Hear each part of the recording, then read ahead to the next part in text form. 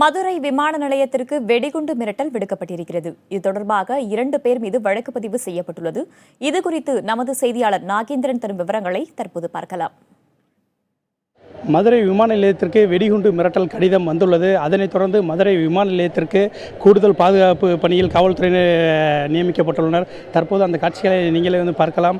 மதுரை விமான நிலையத்திற்கு விமான நிலைய இயக்குனர் அவர்களுக்கு ஒரு மர்ம கடிதம் வந்துள்ளது. அந்த மர்ம கடிதத்தில் புதிய ஓய்வூதிய திட்டத்தினை கைவிட வேண்டும், பழைய ஓய்வூதிய திட்டத்தினை நடைமுறைப்படுத்த வேண்டும், அப்படி செய்யாத பட்சத்தில் RTS ரக வெடிபொருளை கொண்டு மதுரை விமான நிலையத்தை தகர்த்து விடுவோம் என்ற ஒரு மர்ம கடிதம் வந்துள்ளது.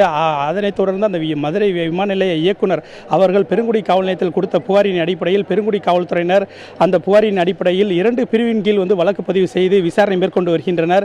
ஒன்று வதந்தியை ஏற்படுத்தும் விதத்தில் மிரட்டல் விடுப்பது, இன்னொன்று வெடிகுண்டு பொருட்களை வைத்து இந்த தாக்குதல் நடத்திவிடும் என்ற கூறியதன் அடிப்படையில் இந்த வழக்கு பதிவு செய்துள்ளனர்.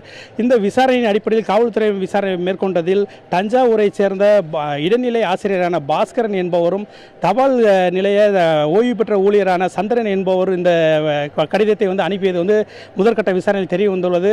இவர்கள் மேலும் இது போன்ற மிரட்டல் கடிதங்களை சென்னை LIC அலுவலகம் மற்றும் கோயம்புத்தூர் மற்றும் தஞ்சாவூர் கலெக்டர் அலுவலகங்களுக்கு அனுப்பியதாகவும் முதற்கட்ட விசாரணையில் தெரிய வந்துள்ளது. புதிய தலைமுறைக்காக ஒளிப்பதிவாளர் கலைவாணனுடன் நாகேந்திரன்.